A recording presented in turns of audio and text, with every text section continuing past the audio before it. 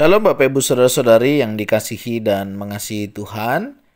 Kita bersyukur hari ini Tuhan boleh memberkati kita. Mari sebelum kita membaca merenungkan firman-Nya, kita berdoa. Tuhan, terima kasih, kami mengucap syukur untuk kasih setia-Mu di dalam hidup kami. Kami bersyukur kalau hari ini kami juga boleh ada sebagaimana kami ada. Itu semua karena berkat dan kemurahan Tuhan. Terima kasih ya Tuhan. Sebentar kami akan membaca dan merenungkan firman-Mu, berfirmanlah, dan biarlah kami mengerti apa yang menjadi kehendak-Mu di dalam hidup kami. Kami berdoa di dalam nama Tuhan Yesus Kristus, haleluya, amin. Ayat firman Tuhan hari ini terambil dari kitab Keluaran pasal yang ke-20, ayat yang ke-4 hingga ayatnya yang ke-6. Yaitu bagian yang kedua tentang hukum Taurat yang kedua.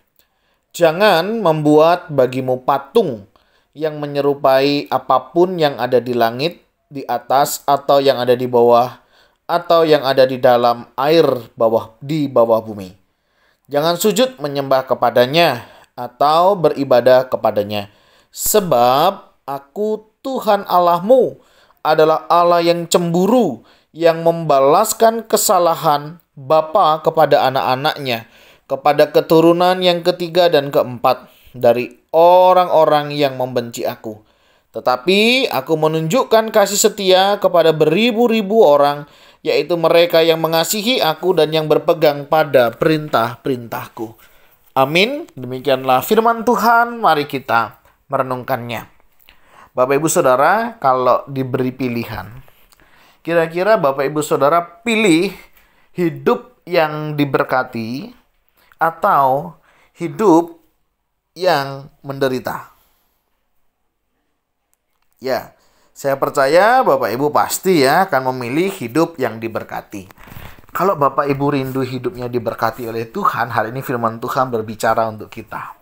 Nah, bagaimana Bapak Ibu Saudara hidup kita biar diberkati? Salah satu adalah jangan membuat bagimu patung yang menyerupai apapun yang ada di langit, di atas, atau yang ada di bawah, atau yang di bumi di bawah, atau yang ada di dalam air di bawah bumi. Ya, jangan membuat itu, dan juga jangan sujud menyembah kepadanya atau beribadah kepadanya. Ini firman Tuhan buat kita hari ini. Bagi Bapak Ibu Saudara yang rindu, mari kita lakukan firman ini. Jangan membuat patung dan juga jangan menyembah atau beribadah kepadanya. Kenapa? Karena Allah kita adalah Allah yang cemburu, di mana Dia akan membalaskan kesalahan bapa kepada anak-anaknya, kepada keturunannya yang ketiga dan keempat. Bayangkan Bapak Ibu Saudara ya, apa yang kita lakukan seandainya kita menyembah yang bukan Allah, mengutamakan yang bukan Allah, dan menggantikan Allah dengan benda-benda demikian. Ngeri kan Bapak Ibu Saudara? Yang menerima bukan hanya kita, tetapi juga keturunan kita yang ketiga dan keempat. Bapak Ibu mau cicit ya, anak, cucu, cicit ya. Apakah Bapak Ibu Saudara mau keturunan kita itu akan mengalami hal-hal yang demikian? Saya yakin dan percaya Bapak Ibu Saudara pasti tidak mau ya. Jangan sampai apa yang kita lakukan, yang merasakan, yang memetik adalah keturunan-keturunan kita. Dan jangan-jangan kita mengalami hal-hal yang hari ini kita terjadi karena kita nggak tahu ya. Apakah dulu ya, berarti bapak, engkong, di atasnya buyut begitu ya, itu melakukan hal yang demikian di dalam hidupnya. Nah Bapak Ibu Saudara, jika ada di antara kita yang hari ini ya masih menyembah kepada hal-hal yang demikian dan beribadah kepadanya, kita harus bertobat. Ya. Kita harus tinggalkan itu semua. Walaupun nampaknya rohani, ya. Kadang ada orang-orang tertentu tuh memiliki rumah misalnya ya, ada gambar Yesus, kemudian ada salib, ada gambar Yesus, ada patung Yesus. Bapak Ibu itu nggak masalah, tapi jangan sampai itu disembah. Ya, jangan sampai itu menjadi fokus di dalam ibadah kita. Itu hanya sarana untuk kita mengingat dan diingatkan bahwa Yesus mati di atas kayu salib. Gambar Yesus mengingatkan ada satu pribadi yang mengasihi kita. Ya, bukan untuk disembah. Ya, karena itu ada sebuah gambaran yang mengingatkan kita. Ya, kadang ada orang begitu juga ya.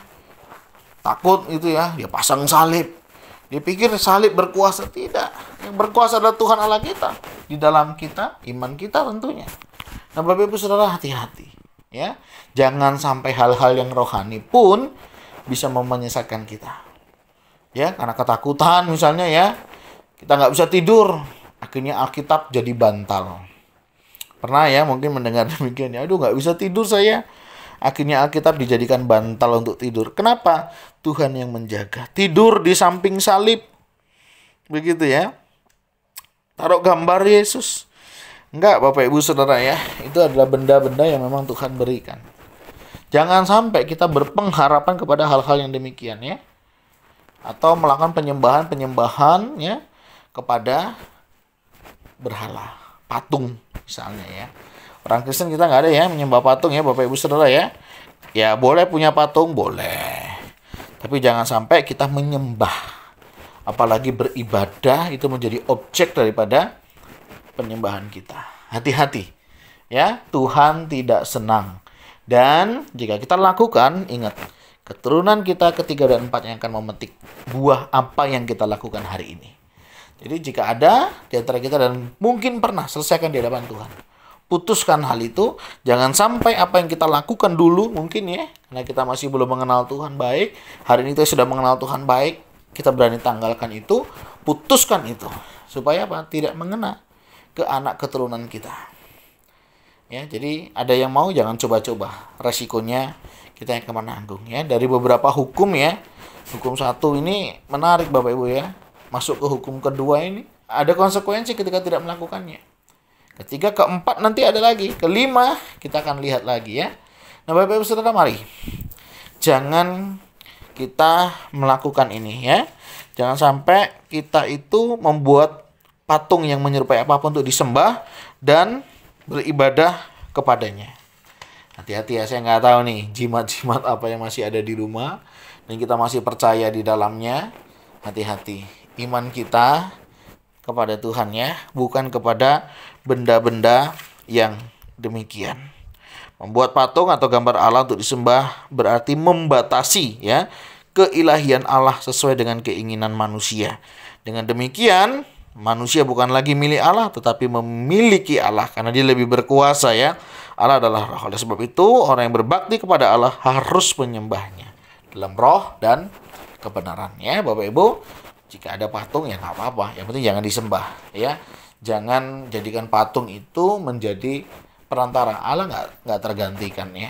Dan tidak harus dengan cara-cara yang demikian ya. Karena itu tidak bisa mewakili kehadiran Allah. Kehadiran Allah tidak bisa dibatasi dalam benda atau buatan manusia ya dengan hal-hal yang demikian. Oleh sebab itu, mari jika ada di antara kita jangan lakukan lagi.